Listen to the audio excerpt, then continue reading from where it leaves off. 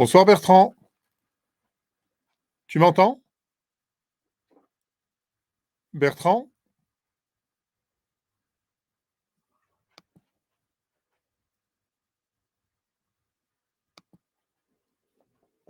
Bonsoir à toutes et à tous.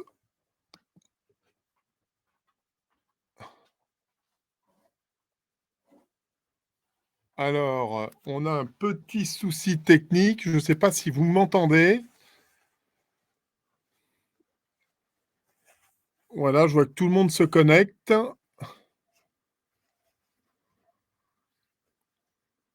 Oui, on vous entend, mais vous ne nous voyez pas. On a un problème de caméra et on n'a pas Bertrand. Alors, Bertrand va se connecter. Bonsoir à tous. Je vois qu'il y a Thierry, il y a Bertrand, Philippe, Carole qui est là, Laurent.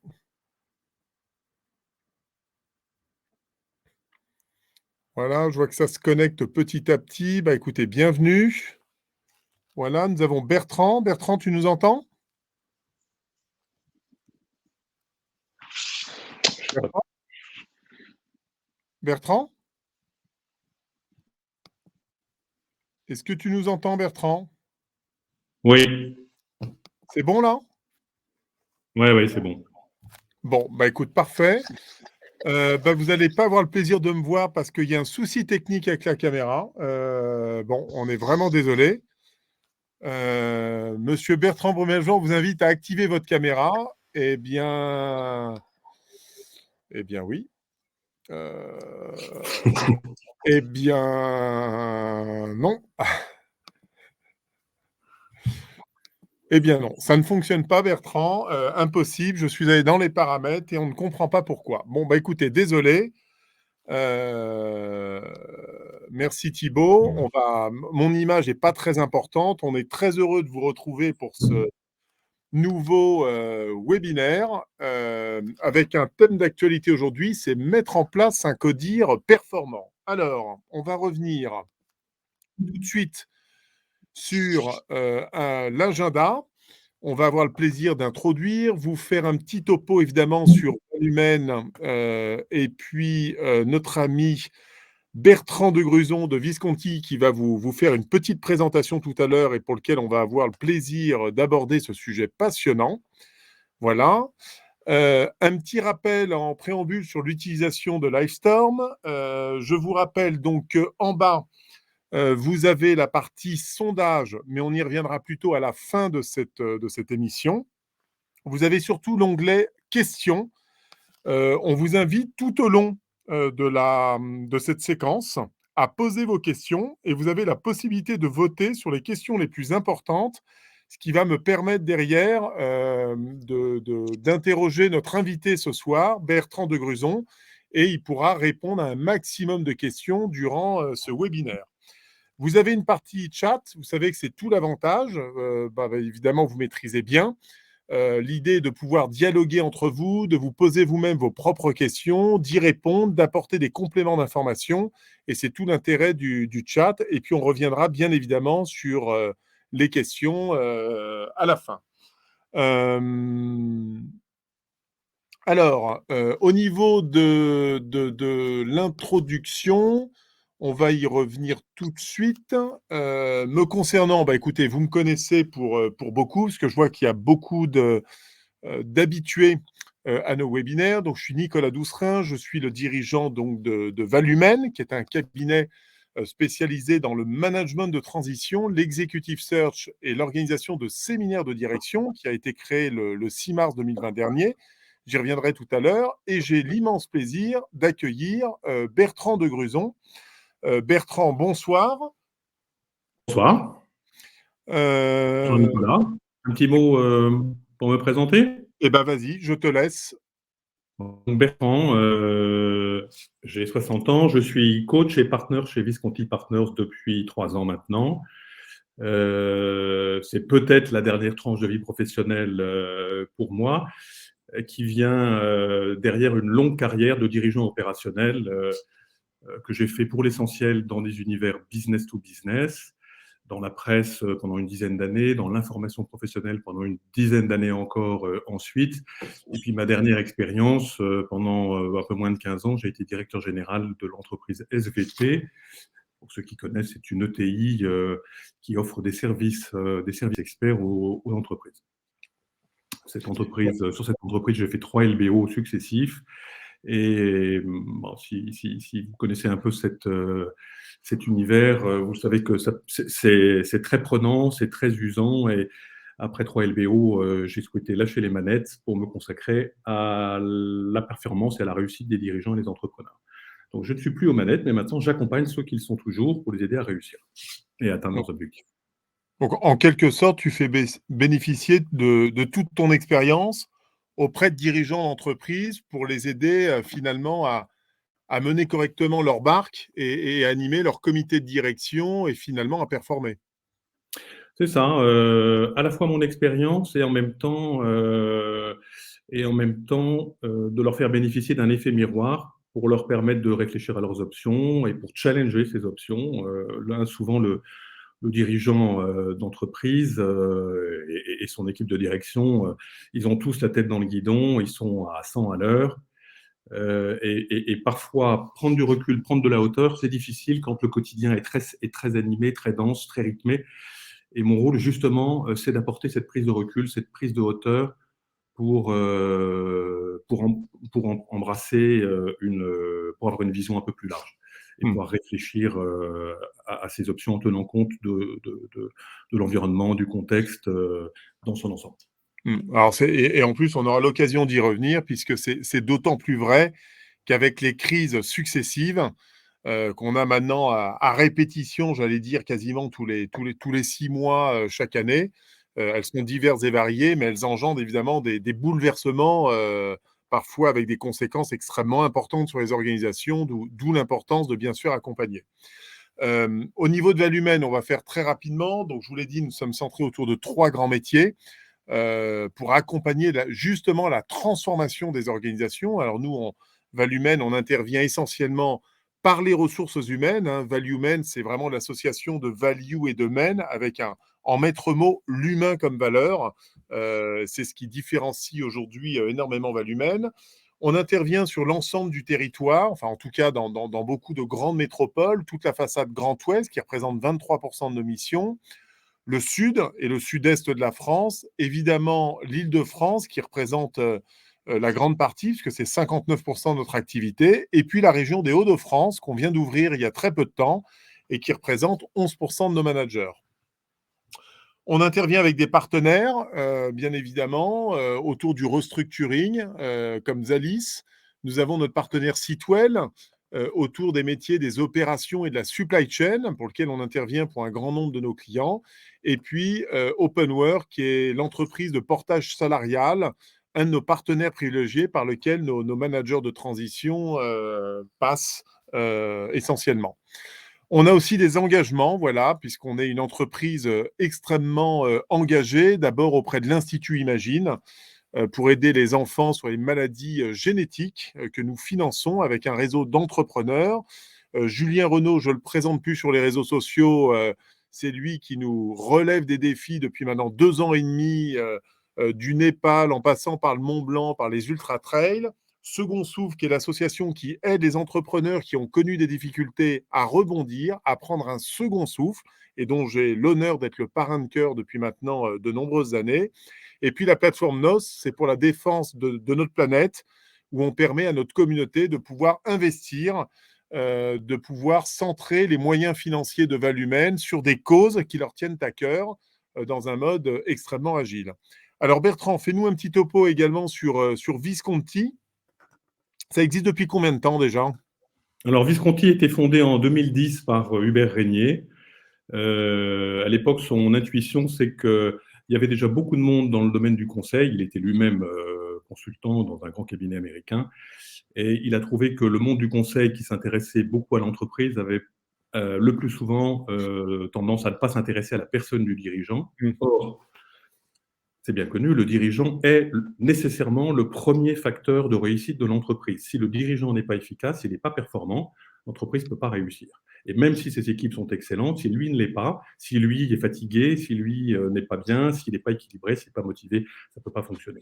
D'où l'idée de lancer cette activité de coaching de dirigeants dont aujourd'hui Visconti est le leader pour accompagner le dirigeant dans sa fonction et dans son rôle de dirigeant.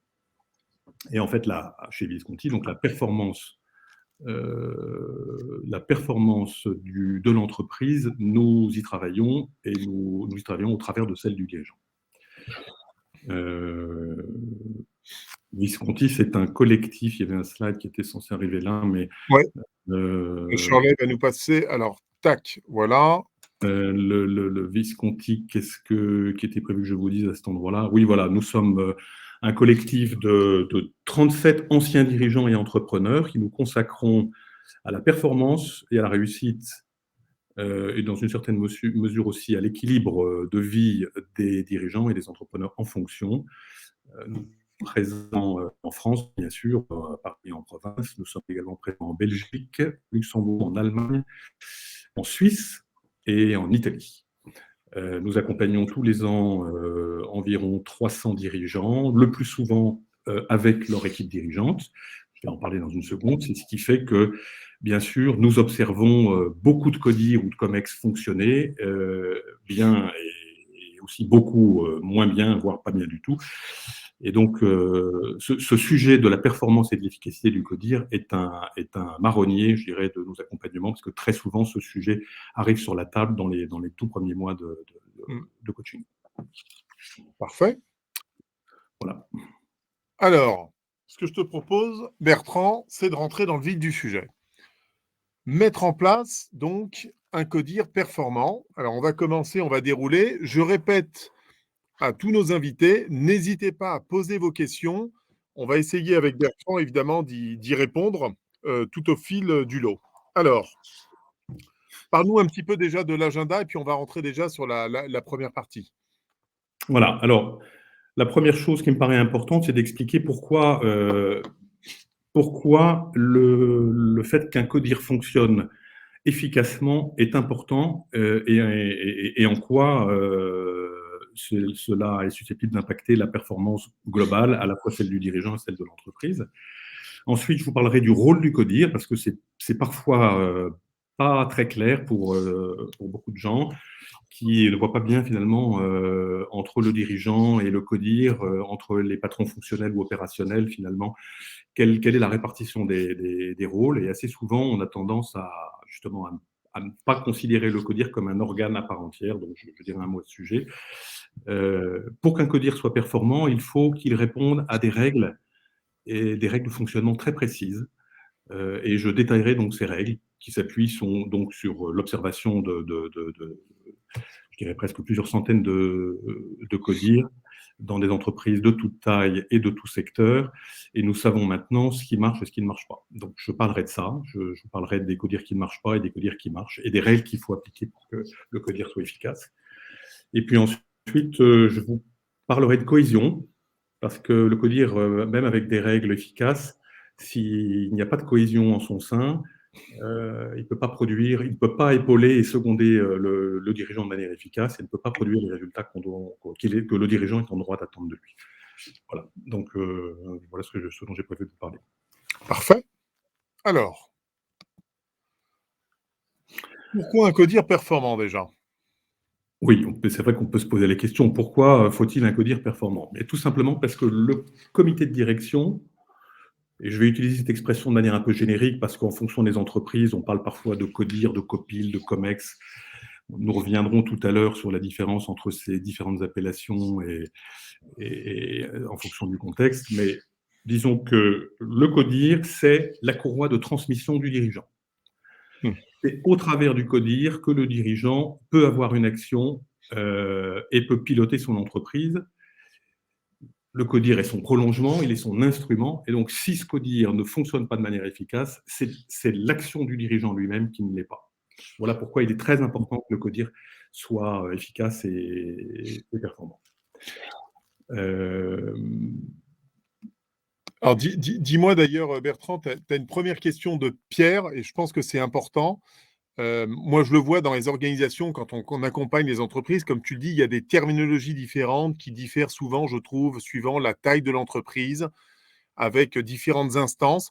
Souvent d'ailleurs plus pour gérer de la politique. Je pense qu'on aura l'occasion d'y revenir. C'est-à-dire que quand Oui. on a un peu trop de monde dans une instance, on va créer une autre instance avec un peu moins de monde parce qu'on n'a pas toujours le courage managérial de sortir quelqu'un de cette instance-là et de l'expliquer. Je pense que tu auras l'occasion d'y revenir. Donc la Oui. question est très simple de notre ami. Pouvez-vous faire la différence entre le codir et le copil?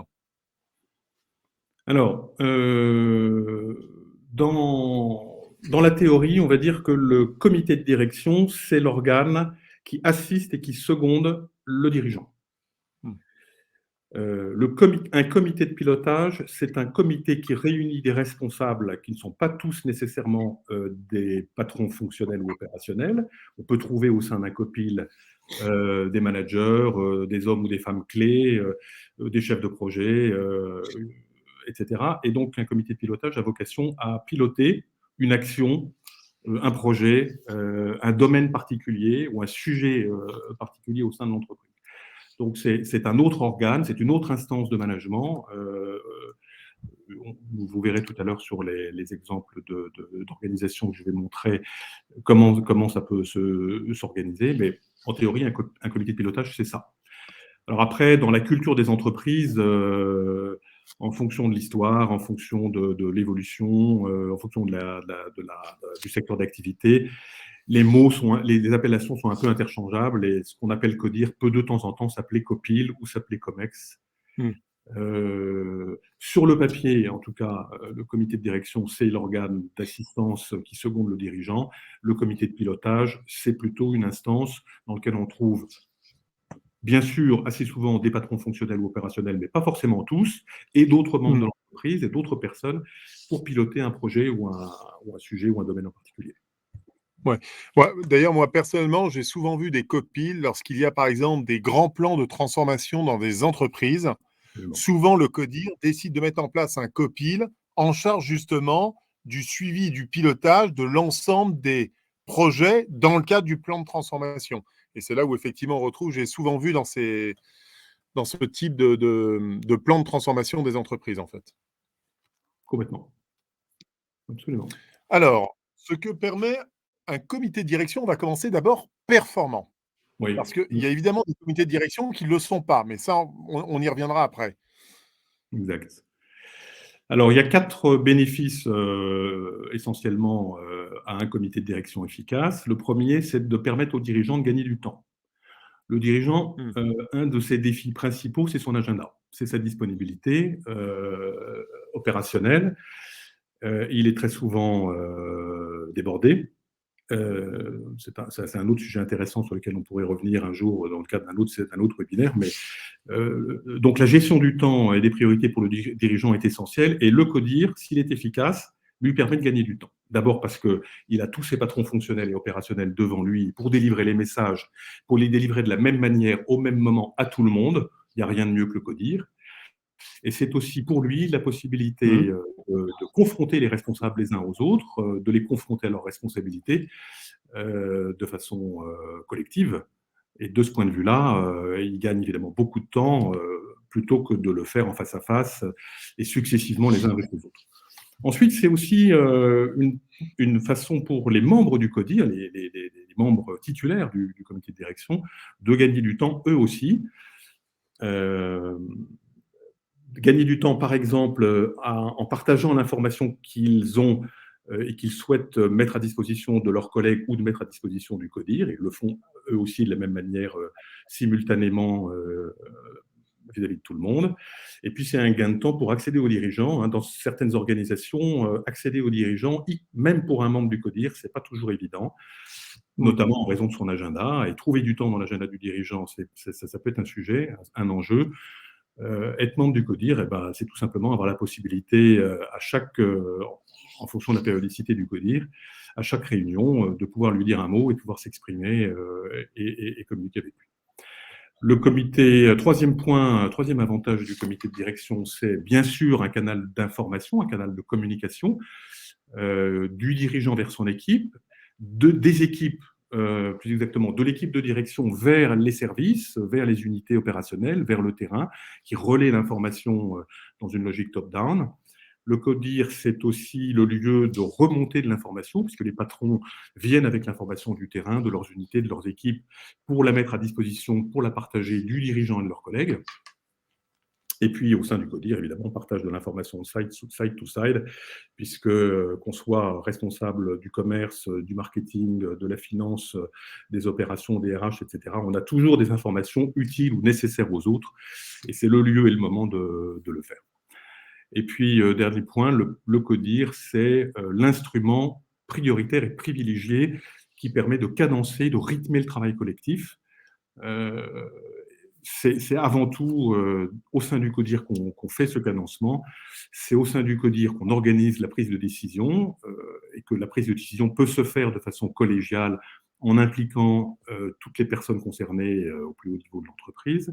Et c'est le CODIR qui, enfin, mesure et suit l'évolution des KPI et mesure la performance. Alors, en fait, malheureusement, dans beaucoup d'entreprises, ces avantages d'un CODIR performant ne jouent pas pleinement parce que le CODIR n'est pas pleinement efficace. Tout simplement parce qu'il ne répond pas, aux règles et aux pratiques précises qui lui permettent justement de jouer son rôle pleinement. Et c'est... on va y venir justement sur le rôle du CODIR. C'est un...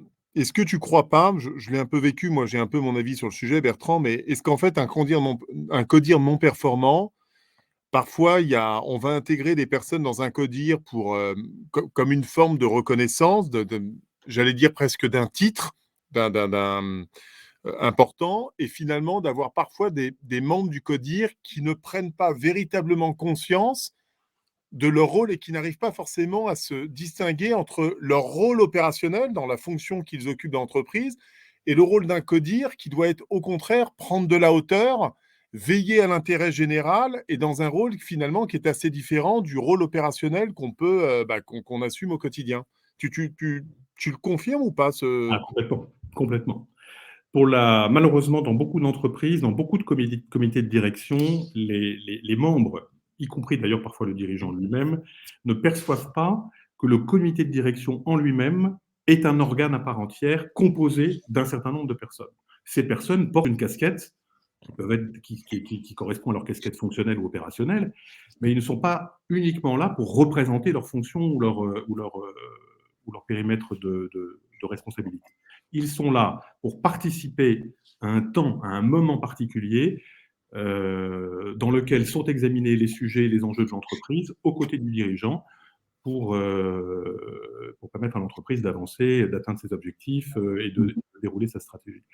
Et en fait, cette prise de conscience qu'en étant membre du CODIR, on n'est pas simplement là parce qu'on est patron des RH ou patron de la finance, mais parce qu'on a été choisi à un moment donné pour entrer dans un rôle collectif. C'est souvent ça qui fait que les CODIR ne fonctionnent pas de façon pleinement efficace.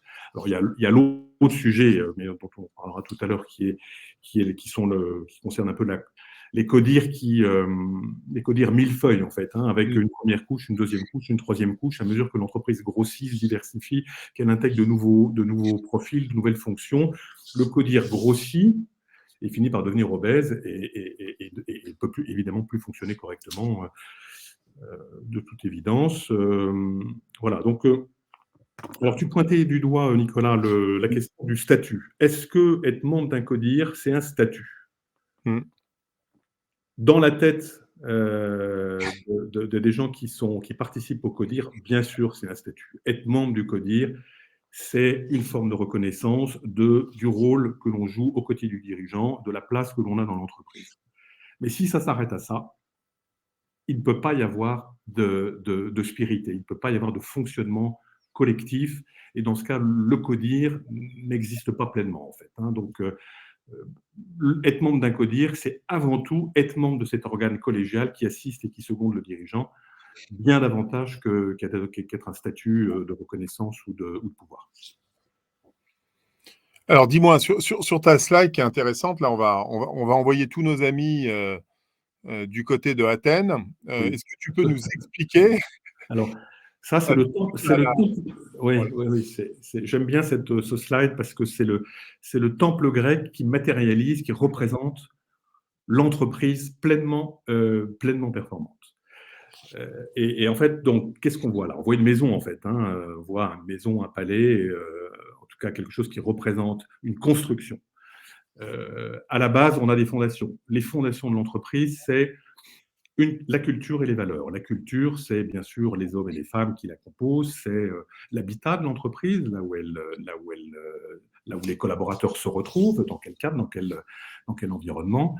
Ce sont les règles, ce sont les usages, ce sont les valeurs, tout ça, ce sont les fondamentaux, ce sont les fondations.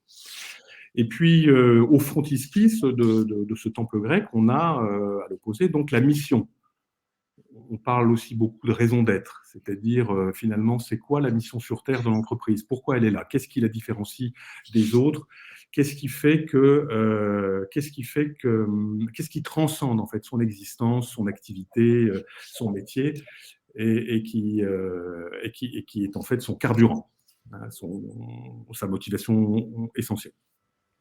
Et puis entre ces deux niveaux, donc les fondations et le frontispice, on a l'ambition. L'ambition, c'est ce que l'entreprise ambitionne de réaliser, comment elle se projette dans l'avenir, qu'est-ce qu'elle veut atteindre comme réalisation, hein, comment elle se voit sur son marché, dans son univers, à un horizon de 5 à 10 ans.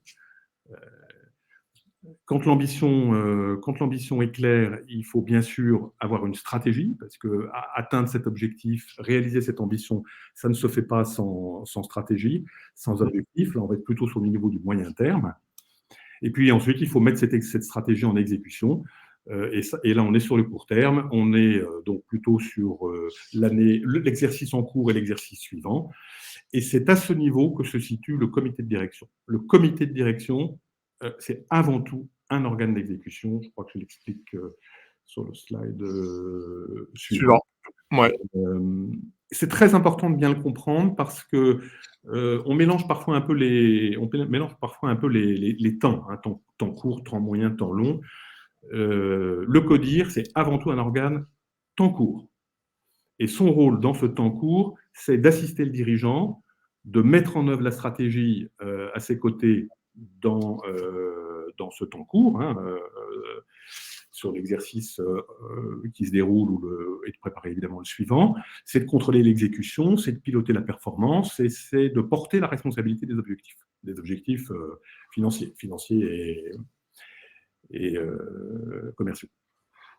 Donc, c'est très important. Hein. Le CODIR dont on parle, c'est ça. C'est l'organe qui pilote le temps court. Tiens, tu as une question, Bertrand, là, enfin plusieurs. N'hésitez pas, les amis, à poser vos questions. La question, c'est... non, alors, c'est pas poser une question. Excuse-moi, 2 petites secondes. C'est un mauvais... Voilà. Donc, la performance d'un CODIR ne tient-elle pas aussi de sa cohésion et donc des personnalités des membres autour de la table? Complémentarité, capacité à bosser ensemble, importance du recrutement, puis de la validation à être membre du CODIR. Bah, si, bien sûr. Si. Hein. Bien sûr, c'est très important. Tous ces points-là sont fondamentaux. J'en parlerai un peu plus loin dans ma présentation. Mais en effet, la cohésion, je terminerai par ça d'ailleurs, la cohésion, c'est un résultat, en fait. C'est une conséquence. Ce n'est pas une règle, un principe. Et pour avoir de la cohésion au sein d'un CODIR, ce qui n'est pas évident, parce qu'on a souvent des personnalités fortes, des gens qui ont de l'expérience, qui ont un parcours, qui portent des objectifs et qui sont à la tête d'équipes importantes, qui s'engagent dans le quotidien pour faire réussir l'entreprise. Tout ça, forcément, ça crée de la confrontation. Il n'est pas toujours évident d'organiser cette confrontation sans qu'elle ne se dénature d'une certaine manière en opposition ou en conflit. Hein. Il faut faire attention, la confrontation c'est sain, le conflit c'est malsain. Et donc la cohésion c'est en effet quelque chose d'essentiel et j'en parlerai tout à l'heure. D'accord. Il y a plein de questions qui commencent effectivement à monter. On a une question très intéressante également de Thierry OK. qui te met bonjour, que faut-il penser d'un CODIR où les membres du CODIR donc bougent tous les 3 ans? Est-ce possible finalement de piloter une entreprise? Alors, est-ce que je comprends bien la question? C'est-à-dire, est-ce que dans cette entreprise, le CODIR est renouvelé intégralement tous les 3 ans? Non, j'imagine que c'est pas ce que veut dire, Thierry. Heu, alors moi, je peux vous répondre à ça en disant peut-être 2 choses. Il faut à la fois de la stabilité au sein d'un CODIR, et il faut en même temps du renouvellement. C'est un CODIR qui fonctionnerait En en vase clos avec tout le temps les mêmes personnes, sans jamais s'enrichir de nouveaux profils, de nouvelles expériences, pourrait, disons, se, se transformer en assemblée de dinosaures au bout d'un certain temps. Et donc, c'est important que cette formation du CODIR respire et s'ouvre à de nouveaux membres régulièrement. Mais alors, en revanche, quand elle s'ouvre à de nouveaux membres, ça pose la question de savoir si on a des personnes qui entrent, qui sortent. Parce qu'on ne peut pas laisser un comité de direction grossir au-delà d'une certaine taille. Là aussi, on en reparlera tout à l'heure. Et c'est tout le sujet du statut dont on a parlé tout à l'heure en réponse à ta question, Nicolas. mmh, Si être membre du CODIR, ça n'est qu'un statut, mmh. ça veut dire que faire sortir quelqu'un du CODIR à un moment donné, bah, c'est lui enlever son statut. Et à ce moment-là, on a tout de suite des difficultés, parce que des difficultés qui peuvent être d'ordre contractuel ou éventuellement social, mais aussi liées à la motivation ou à la perception de cette décision par le reste des équipes. Donc là, c'est important de bien faire la différence. Être membre du CODIR, ça n'est pas d'abord un statut, c'est avant tout une responsabilité, donc c'est important. C'est important. Alors, le Alors, sablier, oui, ça, ça, la place du comité de direction, justement. Est-ce que oui, tu peux nous apporter un peu tes précisions? oui. Alors, là, sur ce slide, là, j'ai matérialisé le sablier de la gouvernance de l'entreprise. Au centre de ce sablier, nous avons le CEO, le patron, le dirigeant opérationnel. Je vous fais observer d'ailleurs que dans CEO, Chief Executive Officer, il y a bien le mot exécutive Exécutive. qui Mmh, fait référence à l'exécution. mmh. Euh, le CEO, qui est donc le dirigeant de l'entreprise, est à la fois à la tête de la pyramide du bas. La pyramide du bas, c'est l'entreprise. Il est le numéro 1 de l'entreprise. Et tout en haut de l'entreprise, juste en dessous de lui, il y a le CODIR. Le CODIR, c'est-à-dire son équipe de direction, ses patrons fonctionnels, ses responsables opérationnels, avec lesquels il pilote l'entreprise et il exécute la stratégie, le plan et le budget. Donc, le rôle du CODIR dans cette relation-là, bien sûr, c'est de concevoir, exécuter, délivrer, comme c'est indiqué sur le slide, et d'aider le dirigeant à réfléchir à ses options, à élaborer les recommandations qu'il fera au board. Le board, c'est la pyramide du dessus, celle qui est donc au-dessus du dirigeant, à laquelle le dirigeant rapporte. Et donc, il y a un rôle, le dirigeant, là, pour le coup, joue un peu l'interface entre les deux instances de gouvernance, que sont le CODIR, qui est une instance d'exécution, et le board, qui est une instance de validation et de supervision, de contrôle. Et donc, c'est important, c'est pour ça que j'aime bien ce slide aussi, parce qu'il matérialise le fait que la gouvernance de l'entreprise, c'est pas simplement son board. On a parfois tendance à résumer la gouvernance au conseil d'administration, au conseil de surveillance, ou au comité de surveillance. La gouvernance, en fait, est vraiment complète. Elle inclut le board, bien sûr, elle inclut aussi le dirigeant et elle inclut son CODIR. D'accord. Alors, dis-moi, Bertrand, on a pas mal de questions. Je vais Oui. essayer de les prendre, parce que les amis, vous êtes très nombreux. Euh, alors voilà. Donc, question de Philippe. Est-ce que vous ne pensez pas que les membres du CODIR puissent faire partie du board? C'est aussi une très bonne question. Oui, c'est possible dans l'absolu. D'ailleurs, il y a des entreprises. On trouve c'est un sujet qu'on rencontre assez souvent dans les professions du conseil, en fait, donc, un peu comme chez Valumène, par exemple, où on peut avoir à la fois des membres des collaborateurs qui sont membres du CODIR, mais qui sont parfois eux-mêmes associés au capital et qui peuvent donc à un moment donné se retrouver dans une formation de type board. Ce qui est important quand ça se produit, quand on a donc des gens qui sont à la fois membres du CODIR et membres du board, c'est de bien faire la différence entre le rôle des deux instances. Le CODIR s'occupe de l'exécution. Donc, au CODIR, de quoi on parle? On parle des équipes, on parle des objectifs, on parle du budget, on parle des opérations, on parle des clients, on parle des produits. Tout ça dans une logique court terme pour faire avancer la boutique d'une certaine manière et lui permettre d'atteindre ses objectifs. Au board, on parle stratégie, on parle contrôle, on parle risque, on parle key people, on parle de tous les facteurs qui peuvent influencer la performance de l'entreprise, mais dans un temps qui n'est plus le temps court, qui n'est plus le temps de l'exécution, mais qui est plus le temps moyen et le temps long. Et donc, dès lors qu'une personne une personne membre du CODIR serait aussi membre du board, s'il a bien intégré ces deux dimensions différentes et ces deux rôles très différenciés, il n'y a pas de problème. Ça peut nécessiter un petit temps d'adaptation et un peu de réglage, mais logiquement, ça peut se faire. D'accord. Alors, on va parler maintenant du fonctionnement du CODIR. On a parlé tout à l'heure d'un CODIR qui fonctionne et tu as évoqué, d'ailleurs, c'est une des questions dans le sondage.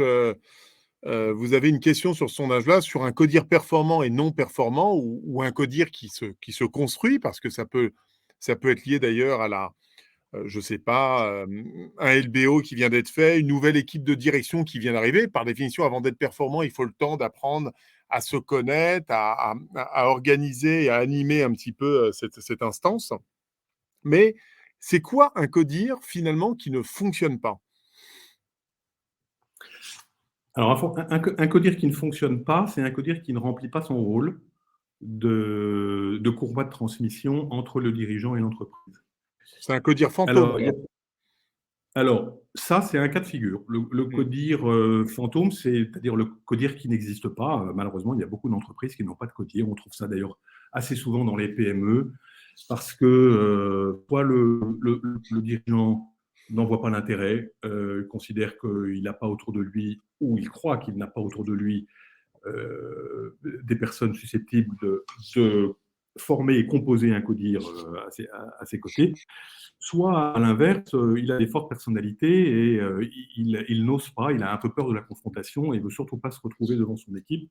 Il préfère gérer les interlocuteurs en face à face, dans une relation bilatérale, et donc il évite le CODIR. Et du coup, dans cette situation, pas de CODIR, pas de courroie de transmission, pas d'équipe, pas d'équipe collective pour diriger l'entreprise aux côtés du dirigeant. Un CODIR qui ne fonctionne pas, ça peut être aussi un CODIR qui n'en est pas un, en fait. C'est-à-dire un CODIR dans lequel on n'aura pas d'alignement entre les membres, parce qu'ils ne partagent pas la stratégie, parce qu'ils ne se connaissent pas, parce qu'il n'y a pas de cohésion, comme on disait tout à l'heure, parce qu'il y a des tensions ou des conflits, ou parce qu'il y a trop de monde, ou parce qu'on n'a pas les bonnes personnes autour de la table. Donc ça, c'est un CODIR qui existe, mais qui ne peut pas marcher, en fait. On a aussi le cas du CODIR faire valoir. Ça, c'est le CODIR qui n'existe que parce que, et bon, malheureusement, ça existe. Le dirigeant a besoin d'une cour autour de lui. Alors, dans ces CODIR-là, en général, c'est lui qui parle à 80% du temps. Et puis, autour de la table, les gens l'écoutent. On peut l'occasion de s'exprimer. Et s'il exprime, assez souvent, c'est pour aller dans le sens du patron. Et évidemment, dans ce cas, on peut pas avoir une instance efficace et performante. J'ai déjà vu aussi des CODIR sans tête, un peu comme le canard sans tête. Ça, c'est le CODIR dans lequel il n'y a pas les gens, qui n'a pas le temps et qui dit à son équipe, vous vous voyez en CODIR, et vous vous doutez bien qu'un CODIR auquel le dirigeant n'assiste pas ou auquel il ne participe pas ou pas en totalité, ça ne peut pas être un CODIR, évidemment.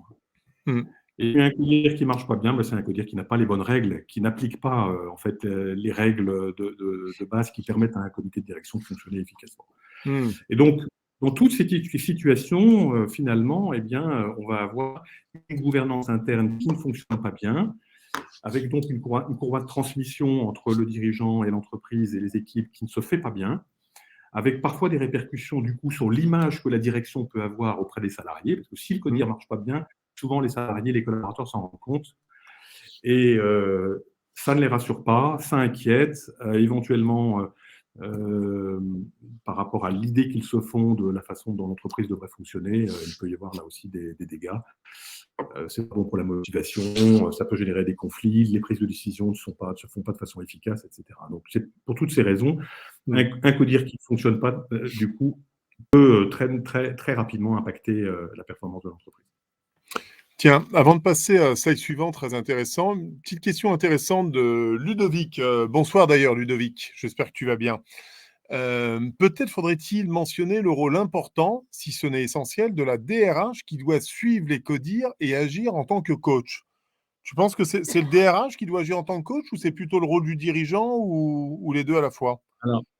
Alors, je dirais le rôle du dirigeant avant tout, bien sûr.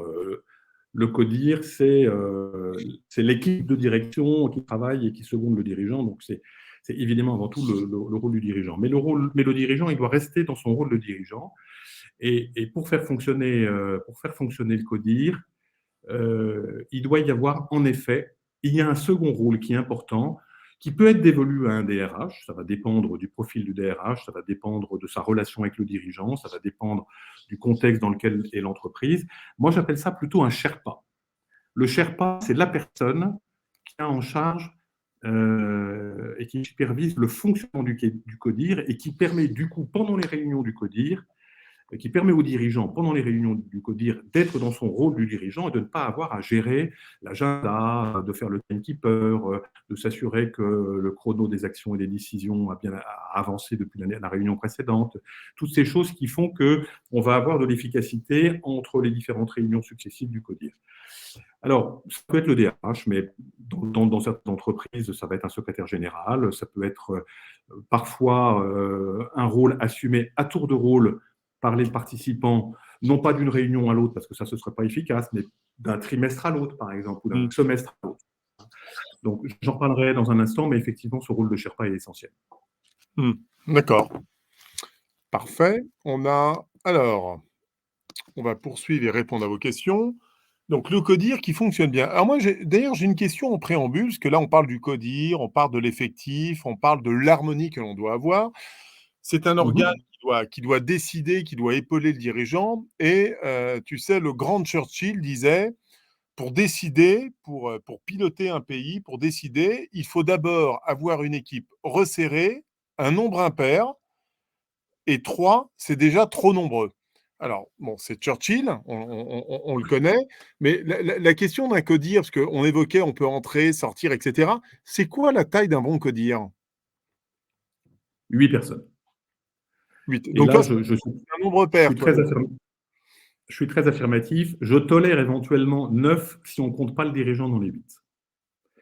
Mais là, chez Visconti, on a des dizaines et des dizaines d'exemples de CODIR.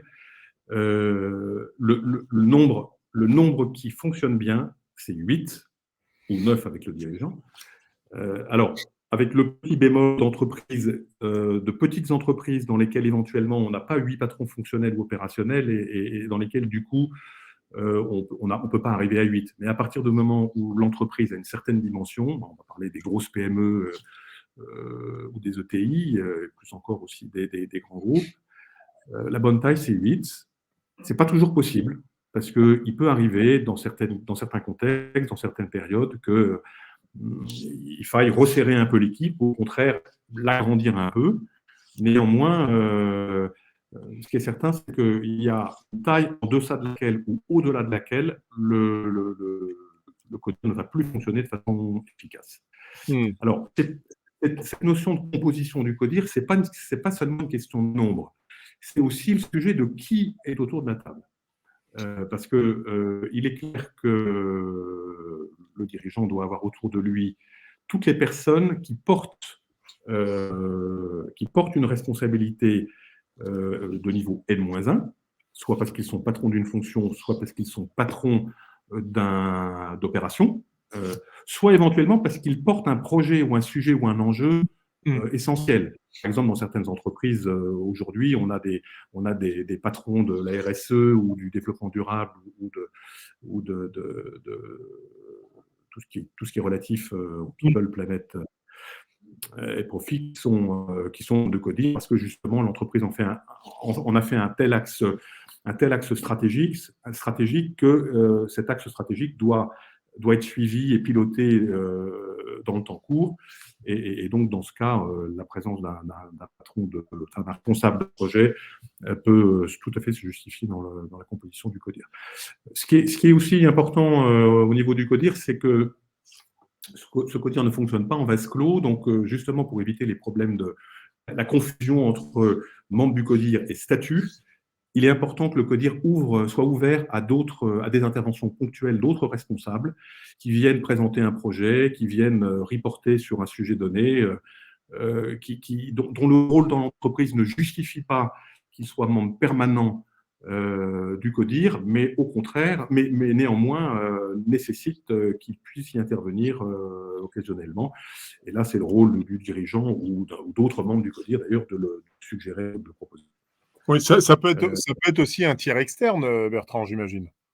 Oui, bien sûr, Hein? tout à fait. Des intervenants externes qui viennent, ça se fait aussi assez souvent dans les boards, ça, mais ça peut tout à fait se concevoir aussi au niveau du CODIR, de faire intervenir des personnes qui viennent éclairer les membres du CODIR, qui viennent pitcher sur un sujet pour les amener à réfléchir et à s'enrichir de la connaissance de cette personne ou de son expérience. Ouais. Alors, réponse rapide, parce qu'on a beaucoup de questions et le temps passe. Question de Philippe, qui était manager de transition value humaine. Quelles fonctions sont représentées parmi les 8 membres?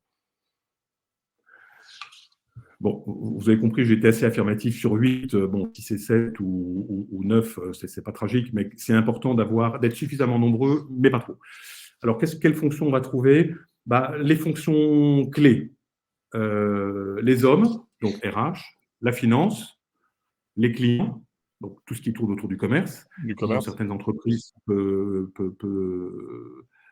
dans certaines entreprises, ça peut être éventuellement 2 personnes si on a bien différencié, notamment dans tout l'univers B2C. On peut avoir des gens qui représentent plutôt l'expérience client, un patron plutôt orienté expérience client ou parcours client, et puis un autre plutôt vente. Ça va dépendre.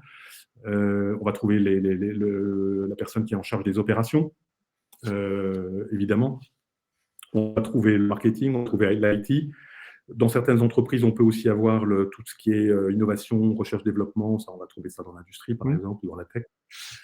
Et puis, éventuellement, quelqu'un qui porte un projet ou une dimension transversale. Oui, un patron d'un plan de transformation ou fonction transverse. Voilà. Ce sont les gens qui sont aux manettes, en fait, dans l'entreprise.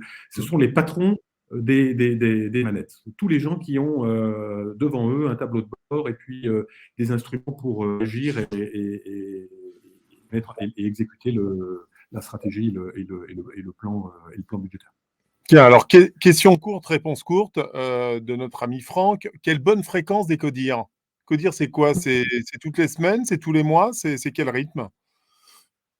La bonne fréquence, c'est celle qui est adaptée, c'est celle qui est adaptée au temps court de l'entreprise. Donc, normalement, moi, ma religion là-dessus, c'est plutôt à la semaine, c'est plutôt une fréquence hebdomadaire. Il se peut que dans certaines entreprises, ce soit difficile de tenir ça toutes les semaines, mais que ça soit un petit peu plus espacé. Clairement, une réunion tous les mois, à mon sens, c'est trop éloigné, c'est pas suffisamment cadencé, il n'y a pas assez de rythme si le CODIR ne se réunit que tous les mois et qu'il ne se passe rien entre CODIR. Donc, c'est un peu entre les deux, mais je dirais que la bonne façon de déterminer la périodicité du CODIR, c'est de s'interroger sur le meilleur rythme pour piloter l'exécution. À la limite, En général, c'est le rythme hebdomadaire. je ne sais pas si mon exemple est bon. Tu sais que le gouvernement se réunit autour du président de la République toutes les semaines. C'est le fameux Conseil des ministres. Bon, tu auras remarqué qu'ils sont généralement un peu plus de 8, globalement, autour de la table. Mais ils se réunissent toutes les semaines, c'est cadencé et ça dure 1h30 pour prendre les décisions. Et 1h30, vu le nombre qui sont, c'est quand même un exploit. Ça veut dire que les dossiers sont préparés en amont, qu'ils ont déjà été discutés, qu'ils ont déjà été rédigés, et on est vraiment dans un circuit de décision qui est très court. Voilà. Je ne sais pas si on peut prendre ça comme image, mais... Oui, alors bon, effectivement, là, on a une formation on est bien au-delà des 8, on est plutôt autour de 25 ou 30 en Mmh. général. Mais dans cette notion de temps, il y a la question de la périodicité, il y a la question de la durée des réunions, j'en parlerai un petit peu si on a le temps. Il faut faire très attention à avoir des codires qui,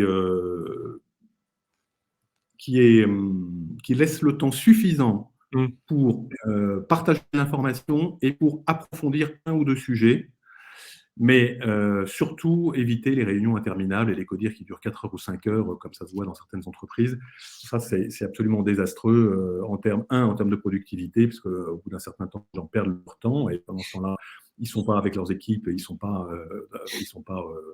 en train de faire avancer leur sujet. Et puis pour la motivation, c'est désastreux aussi. Alors, le slide suivant, Bertrand, je suis désolé parce qu'il y a tellement de Oui, il questions faut qu'on avance. et de slides. Le sujet est passionnant. N'hésitez pas encore à poser vos questions. On va essayer d'y répondre au maximum.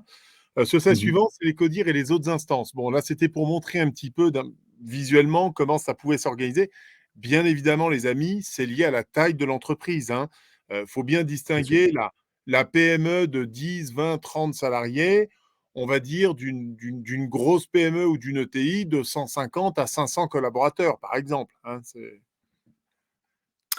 Ouais, alors sur ce slide, ce qui est aussi intéressant, c'est voir le fait que le comité de direction, là, ici, il est bien matérialisé en face des fonctions head-off, donc c'est-à-dire les patrons de fonctions et d'opérations, d'où le chiffre d'or de 8.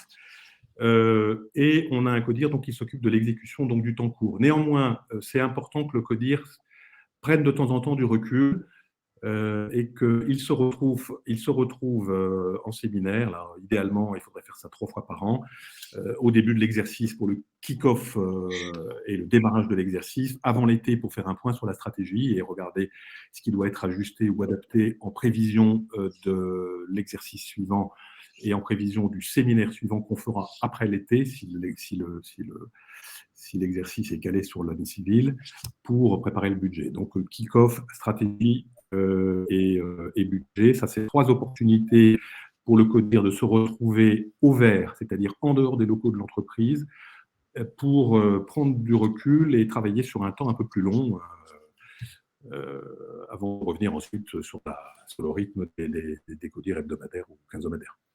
Alors, et puis aussi, ce qui est important, c'est de voir que le CODIR n'est pas tout dans l'entreprise. Et en particulier, si on veut gérer correctement la question de savoir qui est au CODIR, qui entre, qui sort, c'est important qu'à côté du CODIR, il y ait d'autres instances pour piloter des projets qui s'inscrivent dans un temps différent, peut-être un petit peu plus long, par exemple l'installation d'une nouvelle techno, d'un nouveau système d'information, d'un projet transversal, etc., qui va s'envisager sur une période de 2 ou 3 ans, et pour lequel on va organiser une instance spécifique, un comité, qui pourra s'appeler d'ailleurs, pour rebondir avec ce qu'on se disait tout à l'heure, un comité de pilotage. Dans ce comité de pilotage, on va avoir certains membres du comité de direction, mais pas tous. On va aussi avoir des managers, des personnes clés ou des porteurs de projets qui ont toute leur place dans ce comité.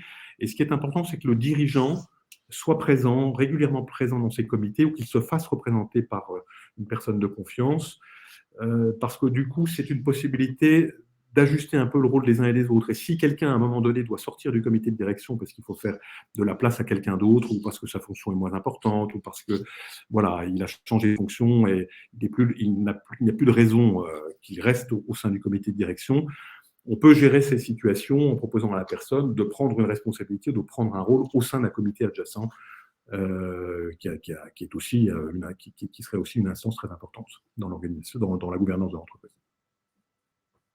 D'accord. Alors, tu as une question intéressante et tu as été confronté, je pense. Au niveau des fonds d'investissement, peuvent-ils assister à un CODIR pour mieux connaître le fonctionnement de la société en cas justement de difficultés, par exemple? Chez SVP, ça te Alors, permet de faire intervenir, toi, ton fonds? jamais. Jamais. Jamais, jamais, parce que là,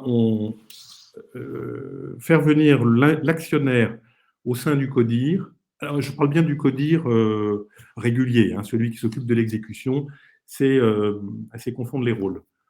L'actionnaire, il est là pour contrôler, il est là pour valider, il est là pour superviser, éventuellement conseiller, hein, mais il n'est pas là pour se mêler il n'est pas là pour se mêler de l'exécution. Ça, c'est le rôle de l'équipe dirigeante. L'exception qu'on peut admettre, c'est éventuellement que l'actionnaire puisse participer à un séminaire du comité de direction. Là, c'est différent. Si, Oui, par exemple, le comité de direction se retrouve dans un séminaire stratégie, faire venir l'actionnaire à ce séminaire, là, ce n'est pas illogique. C'est même, pourquoi pas, une bonne ouais. idée de l'associer à la réflexion, etc. Mais en revanche, dans les réunions ordinaires du comité de direction, je pense que l'actionnaire, il n'a pas sa place. Et si l'actionnaire éprouve le besoin de venir voir comment se passent les CODIR, bah, c'est que ça ne se passe pas bien, et que c'est que le comité de direction ne fonctionne pas bien, ne joue pas son rôle. Dans ce cas, il faut le faire coacher, ce comité de direction, ou même, je dirais, il faut faire coacher le dirigeant et son comité de direction pour faire en sorte qu'il trouve un meilleur fonctionnement et qu'il puisse jouer son rôle de façon plus efficace. Oui, bien sûr. Ce qui serait le cas, ce qui serait pour être le cas sur le slide suivant, où on a le comité de direction un peu obèse, dans lequel on a laissé entrer un certain nombre de personnes et on se retrouve avec un comité énorme, un comité de direction énorme. Du coup, il ne joue plus son rôle d'instance qui seconde et qui épaule le dirigeant. Et dans cette configuration, on a besoin de créer un COMEX. Là, vous le voyez en rose, là, juste en dessous du dirigeant, parce que le CODIR est trop gros, il n'est plus efficace. Donc, on recrée une deuxième instance avec 2-3 personnes qui, autour du dirigeant, vont jouer le rôle de super CODIR. Bon, ça peut être une façon de gérer une situation transitoire, justement, pour prendre le temps de reconfigurer le comité de direction et de redonner une dimension adaptée. Mais, et puis, ça peut être aussi, éventuellement, dans certaines très grandes entreprises, une organisation qui a sa logique et qui a sa raison d'être, notamment pour assister le dirigeant plus particulièrement dans sa relation avec le board, auquel cas il peut y avoir autour du dirigeant un petit nombre de membres du CODIR qui se réunissent dans une formation plus resserrée pour préparer tous les sujets relatifs à la gouvernance avec les actionnaires. D'accord, parfait. Alors, l'agenda du CODIR, là, vraiment en 2 minutes pour qu'on arrive bientôt déjà au terme de notre émission, c'est dans les grandes lignes. Bon, l'agenda type d'un CODIR qui marche bien, c'est une durée de l'ordre de 2 à 3 heures. Donc, c'est pour ça que j'ai indiqué ici 2h30. Pas plus, pas moins. Surtout si on a affaire à un CODIR hebdo. Le premier temps de l'agenda, c'est un temps d'inclusion qui peut durer 5 à 10 minutes. C'est le temps dans lequel le dirigeant se connecte à son équipe. Donc là, on est bien sûr dans quelque chose qui n'a pas trait aux sujets qui vont être abordés ensuite dans l'agenda du CODIR. On crée un peu l'égrégore en quelque sorte, hein, pour ceux qui savent ce que le mot-là veut dire. C'est le moment où, voilà, je dis comme ça, c'est le moment où le dirigeant établit le contact avec son équipe. Ensuite, le Sherpa, qui peut être le DRH, comme on l'a dit tout à l'heure, ou quelqu'un d'autre, précise un peu ce qui a pu bouger à la dernière minute dans l'agenda, qui a évidemment été adressé aux membres du CODIR à l'avance, mais parfois il peut y avoir des petits ajustements de dernière minute, et donc c'est le moment de les faire juste avant que le CODIR commence. Troisième temps, le partage d'informations. Là, c'est le tour de table. Et il est important que dans ce tour de table, tout le monde s'exprime, d'où l'intérêt de ne pas être 15, hein, mais plutôt la moitié. Et chacun partage l'information utile, c'est-à-dire l'information que les autres membres doivent savoir. Là, on n'est pas dans une logique de reporter aux dirigeants, parce que ça se fait plutôt en face à face, dans des entretiens de feedback entre le dirigeant et chaque membre du CODIR. Là, c'est l'information utile et nécessaire que chacun doit connaître. Et voilà, donc ça dure une trentaine de minutes. Et puis ensuite, on peut avoir du temps pour traiter un sujet plus en profondeur, un ou deux. S'il y en a deux, il y en a un qui est majeur et l'autre qui est mineur. Et à ce moment-là, ce sont des sujets qui permettent du coup d'approfondir la question, de partager des arguments, d'avoir une discussion et un échange. En général, la bonne façon de faire, c'est de partager les éléments d'information à l'avance. Et bien sûr, si on partage à l'avance, c'est important de les lire avant. Parce que si, évidemment, on passe son temps en CODIR à lire ce que les gens ce que les porteurs du projet ou du sujet ont envoyé à l'avance, évidemment, on perd son temps et ce n'est pas productif. Et puis ensuite, on a un petit temps de questions diverses, notamment là, c'est le moment pour le dirigeant d'annoncer les échéances ou les sujets qui vont venir à l'agenda des CODIR suivants et de répartir un peu les rôles. Et puis, très important, qui n'est pas toujours fait, les 15 dernières minutes doivent être consacrées à récapituler les actions et les décisions qui ont été décidées en CODIR et de faire le point sur ce qui avait été décidé lors des CODIR précédentes pour voir où on en est, qu'est-ce qui a été fait, qu'est-ce qui reste à faire et pourquoi et pourquoi. Oui, donc en gros, l'agenda d'un CODIR, c'est quand même, on en revient toujours au basique, mais il faut le faire. C'est un ordre du jour, ça se prépare en amont. Il y a un compte rendu avec un plan d'action précis, qui, quoi, quand et comment, et on synthétise à la fin pour que chacun reparte avec sa feuille de route, son objectif ou son action à mener dans la semaine ou les 15 jours qui viennent. Oui, c'est tout à fait On est ça. d'accord. Parfait. Alors, on continue d'avancer. Alors, je sais que c'est pas simple parce que bon, on est normalement à 1 heure et c'est vrai qu'on est en train de déraper un peu, mais c'est vrai que vous êtes très, très nombreux. Il y a beaucoup de questions qui sont posées. On va essayer d'y répondre. C'est quand même un élément important, c'est le modèle de la prise de décision du CODIR. C'est ça.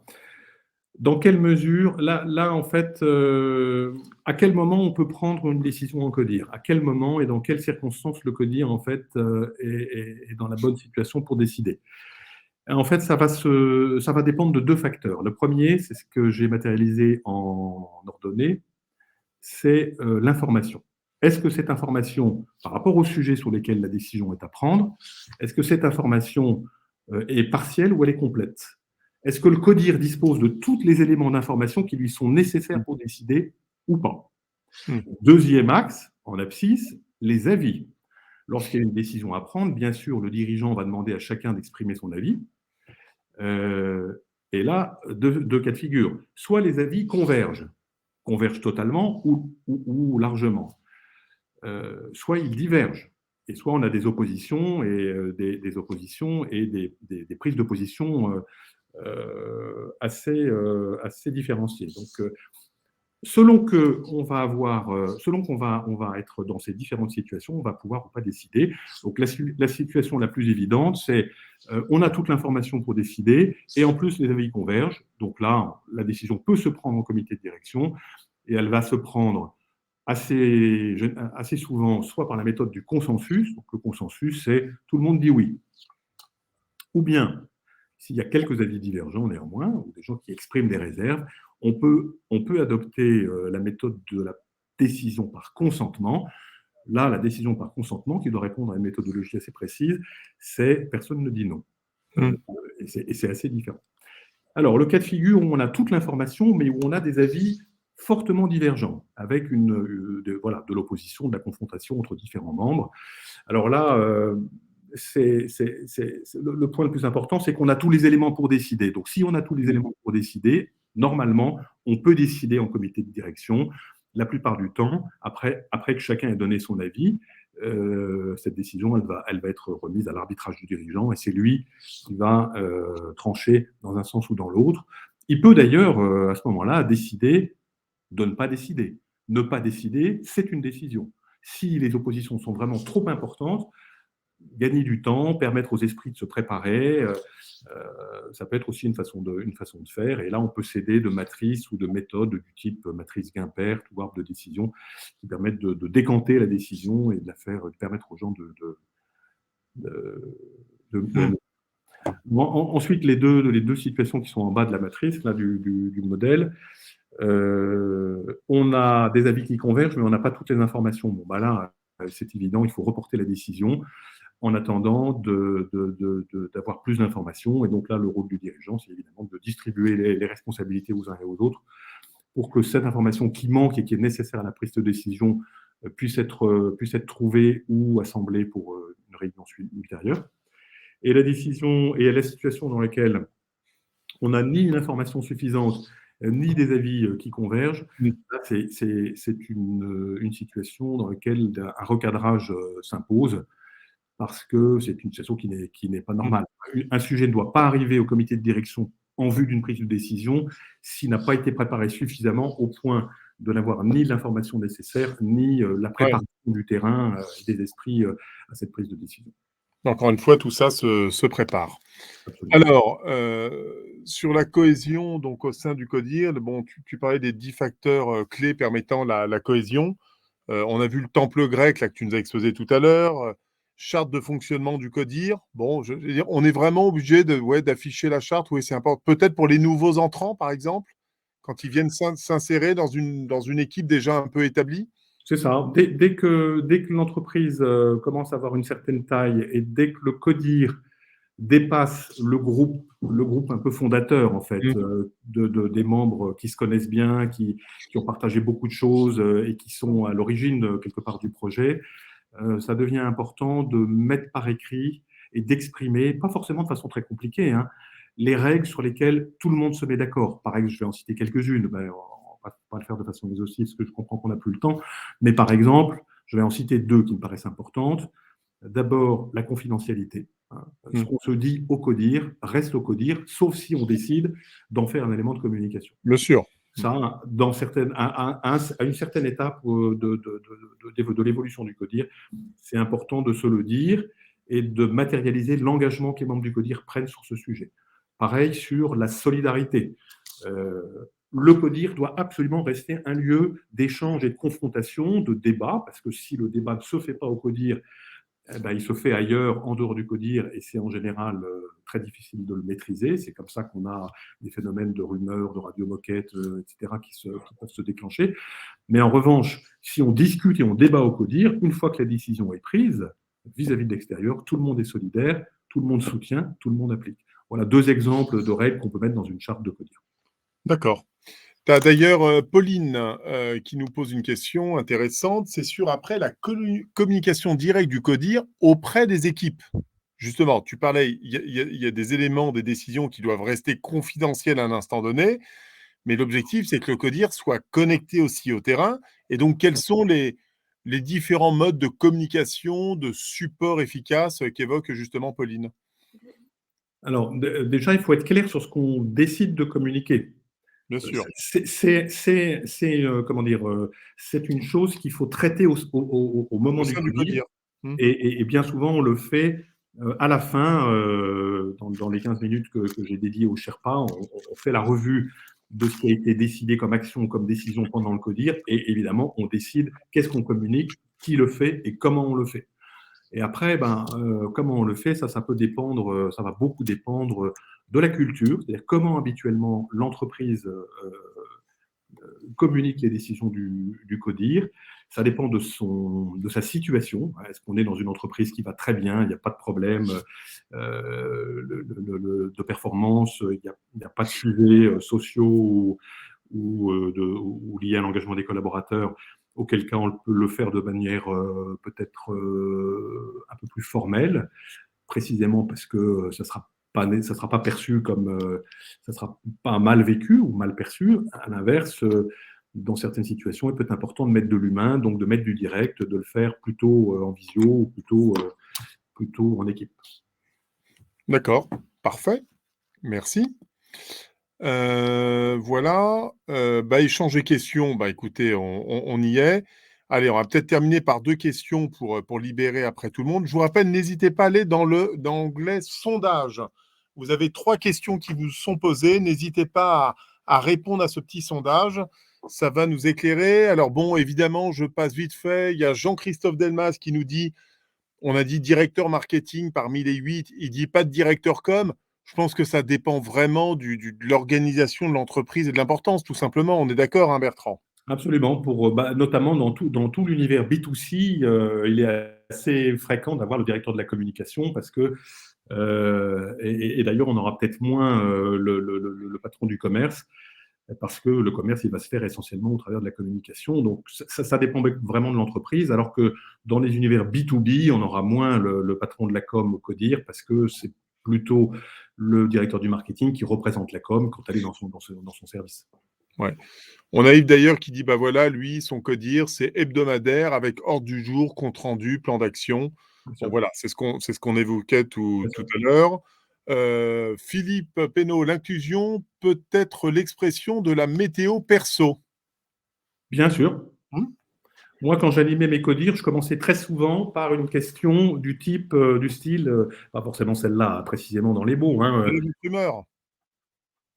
dans quelle énergie vous êtes aujourd'hui? Ouais, quelle énergie, ouais, bien sûr, ouais, c'est intéressant. Mmh. Dans quelle énergie vous êtes aujourd'hui? C'est une invitation éventuellement à mettre sur la table, à vider un peu les poches, quoi, à enlever, à sortir les cailloux qu'on a dans les chaussures et à dire et à partager avec les autres, avec le dirigeant, bah, ce qu'on a un peu sur le cœur. C'est le bon moment de le faire. L'inclusion sert tout à fait à ça, absolument. Bon, bah écoutez, les amis, il est déjà 19h11, donc on a dépassé de 11 minutes, mais vous avez vu que le sujet était extrêmement intéressant. Je voulais déjà te remercier, Bertrand, d'avoir pris le temps de nous expliquer. C'est évidemment passionnant. Je rappelle que Visconti, justement, accompagne les dirigeants avec des dirigeants eux-mêmes qui ont dirigé, qui ont monté, qui ont développé des entreprises. Toutes celles et ceux qui seraient éventuellement intéressés, soit pour avoir les coordonnées de Bertrand, soit pour être accompagnés, soit pour avoir un certain nombre d'informations ou le support en tant que tel, n'hésitez pas à nous adresser un mail. On se fera un plaisir de faire suivre toutes les coordonnées de Bertrand. Voilà. Et puis, ben, écoutez, vous remercier, Bertrand. Je te laisse peut-être le mot de la fin pour ton premier webinaire avec Valumène.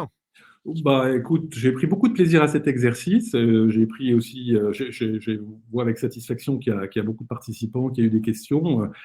Le sujet a intéressé et moi, il me passionne hein, parce que il peut avoir un tel impact sur le fonctionnement de l'entreprise et sur la façon dont on se sent dans l'entreprise et dont on vit l'entreprise, qu'on soit membre du CODIR ou pas, voilà, c'est vraiment une question essentielle. Je suis ravi d'y avoir contribué.